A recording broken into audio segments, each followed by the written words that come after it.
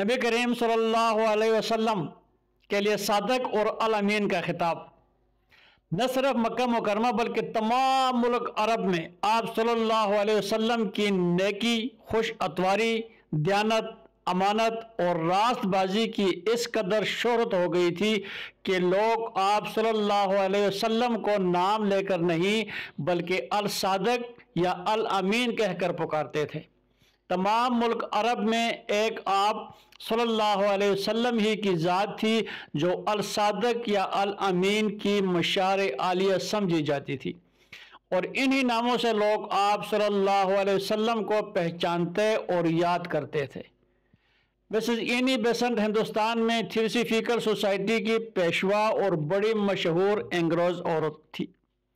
وہ لکھتی ہے کہ پیغمبر اعظم نبی اکرم صلی اللہ علیہ وسلم کی جس بات نے میرے دل میں ان کی عظمت و بزرگی قائم کی ہے وہ ان کی وہ صفت ہے جس نے ان کے ہم وطنوں سے الامین، بڑا دیانتدار کا خطاب دلوایا۔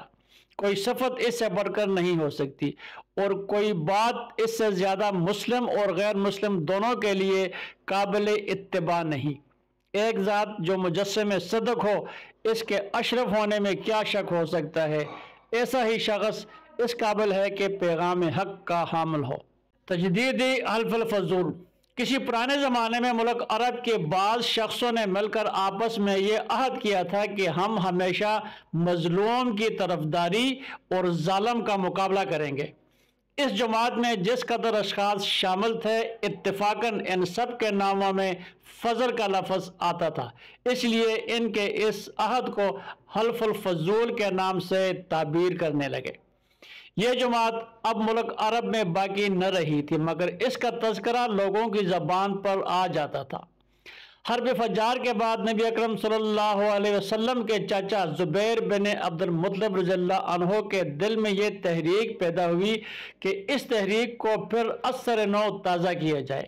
چنانچہ بعض اشخاص نے عبداللہ بن جدعان کے مکان پر جمع ہو کر قسم کھائے کہ ہم ہمیشہ ظالم کا مقابلہ اور مظلوم کی مدد کریں گے۔ اس قسم میں نبی اکرم صلی اللہ علیہ وسلم بھی جو اس زمانے میں لڑکے ہی تھے شریک تھے۔ اب جبکہ آپ صلی اللہ علیہ وسلم جوان ہو گئے تھے تو آپ صلی اللہ علیہ وسلم نے اکثر قبیلوں کے سرداروں اور سمجھدار لوگوں کو ملک کی بدامنی، مسافروں کے لٹنے، ضعیفوں اور غریبوں پر زبردستوں اور امیروں کے ظلم کرنے کا حال بیان فرما کر ان سب باتوں کی اصلاح کے لیے آمادہ کیا۔ بالآخر ایک انجمن قائم ہو گئی جس میں بنو ہاشم، بنو عبد المطلب، بنو اسد، بنو زہرہ، بنو تمیم شامل ہوئے، مگر اس انجمن کے ہر ایک ممبر کو یہ اقرار کرنا پڑتا تھا کہ ہم ملک سے بدامنی دور کریں گے، مسافروں کی حفاظت کیا کریں گے، غریبوں کی امداد کیا کریں گے، زبردستوں کو ظلم کرنے سے روکیں گے۔ اس انجمن کے ذریعے سے اللہ کی مخلوق کو بہت کچھ نفع پہنچنے لگا تھا۔ زمانہ نبوت میں بھی آپ صلی اللہ علیہ وسلم فرمایا کرتے تھے کہ اگر آج بھی کوئی اس معاہدے کے نام سے مجھ کو بلائے اور مدد طلب کرے تو میں اس کا جواب دوں گا۔